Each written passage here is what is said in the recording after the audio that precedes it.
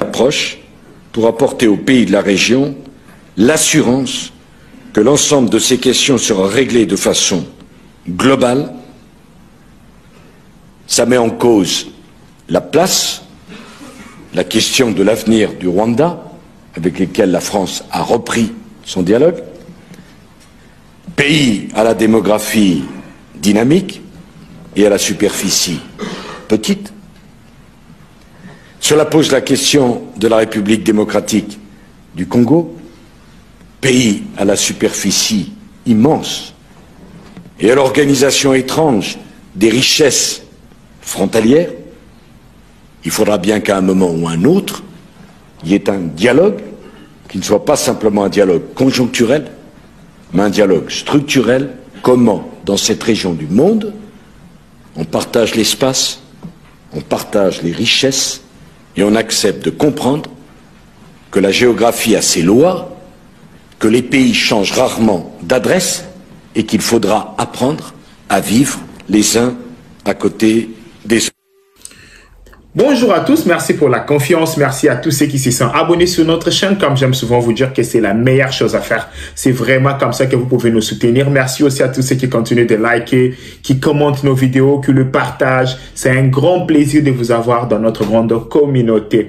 Aujourd'hui, on va parler de la situation de la République démocratique du Congo. Comme vous avez remarqué dès le début, je vous ai mis une vidéo de Nicolas Sarkozy, l'ancien président français. Dans cette vidéo, Nicolas Sarkozy parlait en tant que président de la République française. Donc, tout ce qui s'est dit dans cette vidéo, je pense que Nicolas Sarkozy parlait de la vision française du Congo et Rwanda. Après, je vais vraiment aboutir à ce que je vais dire. Selon la France, ils pensent que le Rwanda est un pays avec une population immense, donc une population qui va augmenter avec le temps, mais avec un tout petit territoire. Mais il y a une question qui se pose de son voisin Congo, qui a un grand pays. Et la population n'est pas à la hauteur de sa grandeur. Et Nicolas Sarkozy est allé très loin. Il faut réfléchir comment partager les richesses du Congo. Parce que c'est son voisin est pauvre. Je ne sais pas si vous comprenez. Donc, avec la notion, avec tout ce que le projet français, c'est quoi? Le Congo est grand et riche, son voisin est petit et pauvre. Que devons-nous faire pour prendre le peu de richesse congolais donné à son voisin rwandais? Mais si ça se faisait dans les normes, pourquoi pas partager nos richesses avec nos frères rwandais? Si c'est dans les normes. Mais les Rwandais ont préféré contourner les normes pour aller dans l'agression, pour faire en sorte que toutes nos richesses, qu'ils les prennent par force. Parce qu'ils savent que s'ils viennent comme ça dans le nord, ça va coûter, donc ça sera un peu difficile. Et là, la question de l'article 217 se pose. La fois passée, je vous ai dit que l'article 217, c'est très ambigu. C'est pas seulement céder une partie de votre territoire, non. Si les gens vont là, je vous ai dit que c'était des campagnes politiques. Ils peuvent utiliser ça, ce sont des bonnes guerres. L'article 217 parle de la cession de sa souveraineté. Donc, la souveraineté peut être, on décrète peut-être la libre-échange et tout, nous acceptons, c'est ça. Mais les gens mal intentionnés peuvent utiliser cet article pour aller jusqu'à parler de la souveraineté qui est la sécession des terres. C'est pourquoi, je vais vous dire quelque chose, pourquoi nous devons changer cet article.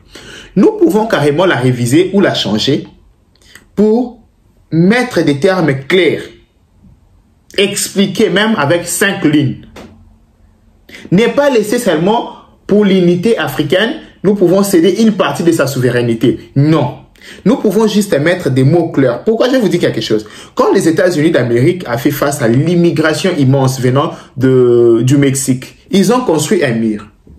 C'est pas parce que les frontières peuvent être comme ça, ouvertes, que les États-Unis s'est empêché de construire un mur. Parce qu'il s'est dit que Dans ces cas, parce que les États-Unis n'ont pas des mires contre le Canada. Mais contre le voisin qui convoite nos richesses, contre nos voisins qui sont prêts à tout, que devons-nous faire? Nous devons écrire. Nous devons expliquer nos articles, notre constitution, verrouiller toutes ces choses-là. Oui, nous devons le faire. C'est pourquoi la constitution est bonne. Mais en ces moments, nous devons faire en sorte que changeons des termes, révisons nos articles pour empêcher ces projets. Parce que le projet est simple. Prendre tout le nord et au sud, annexer au Rwanda. Oui.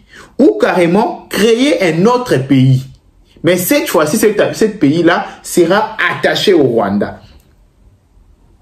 L'histoire nous renseigne que ça s'est fait à plusieurs reprises. Je vous assure, l'histoire nous renseigne que cela est arrivé avec Yougoslavie, avec plusieurs pays. C'est pourquoi nous devons faire très attention avec ce genre de problème. Cet article 217, je répète,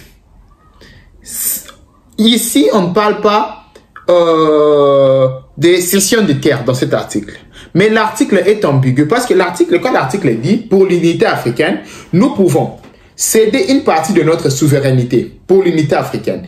Ici, Sarkozy nous dit que la géographie change rarement d'adresse. Donc, ce qui veut dire que tout ce qui s'est fait aux conférences de Berlin, s'il y avait des rwandophones au Congo, donc ça sera difficile que les adresses changent. Vous avez suivi la vidéo. Ici, maintenant, il faut réfléchir. Comment verrouiller cela? Vous savez, on ne peut pas être un peuple qui peut rester comme ça, attendre que ça arrive pour réagir. Non. Nous devons être un peuple qui peut anticiper. Vous comprenez? Nous devons être un peuple qui peut anticiper ce genre de problèmes. Avant que ça arrive, on a déjà anticipé, on a déjà mis tous les verrous possibles. Même s'il faut aller très loin, construire même le mur entre la RDC et le Rwanda. Donc, le frontière RDC-Rwanda, nous pouvons laisser toutes les frontières. Juste RDC-Rwanda s'est concentré là-dessus, dire aux Rwandais ici, ok, le Rwandais, venez, commission, ok, où s'arrêtent vos frontières, qui nous montrent où s'arrête leur frontière. Et même s'il faut leur donner 2 cm, ok, venez, faire carrément clôturer le Rwanda. Nous pouvons le faire, nous avons les moyens. Clôturer carrément le Rwanda pour que même dans l'avenir, même dans la génération future, que le Rwanda sache leurs limites. Parce que là, on nous explique carrément, ça c'est la vision occidentale.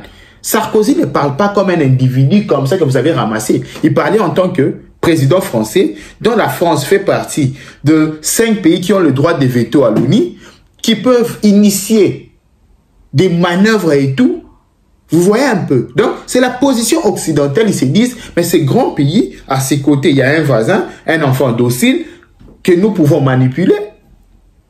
Mais lui, il est pauvre. Que devons-nous faire? Allez, prenez la richesse de Congolais, donnez ça aux Rwandais, c'est tout. C'est tout, c'est faisable. Ça a déjà été fait. C'est pourquoi nous, en tant que Congolais, nous devons accepter la révision ou le changement constitutionnel. Mais ce que je peux demander dans cette révision, que ça ne soit pas seulement pour nourrir nos égos politiques, pour nourrir nos postes. Je pense que nous devons réfléchir comment anticiper, même dans 1000 ans, anticiper ces problèmes. Anticiper ces balkanisations qui se passent partout. Nous devons réfléchir sur ça parce que nous ne pouvons pas rester comme ça, comme des, je sais pas comment on dit, comme des abrutis. On est là, on attend qu'on vienne, on nous arrache une partie, on commence à pleurnicher. Non, Congolais, nous devons réfléchir. C'était ça notre petite analyse sur la situation de l'Est du pays, la situation de la Constitution, la situation de notre souveraineté. Ici, j'invite tout le monde à réfléchir.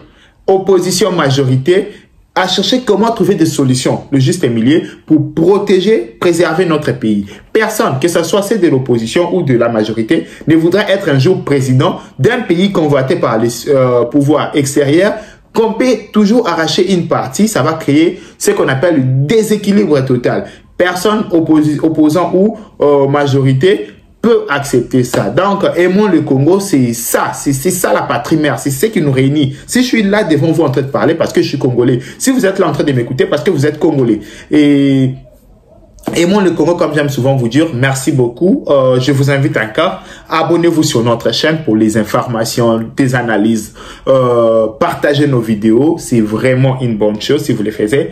Et likez, n'oubliez pas, il y a une cloche de notification parce que si on met des nouvelles vidéos, vous pouvez toujours voir des notifications et venir regarder. Donc, c'est un grand plaisir aussi à tous ceux qui nous ont écrit. On répond toujours des analyses et on parle souvent, on échange avec nos compatriotes. Ici, comme j'aime souvent vous dire, c'est la qualité. On vient pas insulter, on vient parce que on s'est dit, les insultes, c'est pour le faible d'esprit, vous voyez. Donc, ici, on vient analyser ensemble avec vous. J'aime souvent lire les commentaires, si vous remarquez. Tous les commentaires, je laisse toujours un like, que ce soit négatif ou positif. C'est ça aussi l'esprit ouvert du débat. Merci beaucoup, que Dieu vous protège, que le Congo gagne. Merci, bye bye.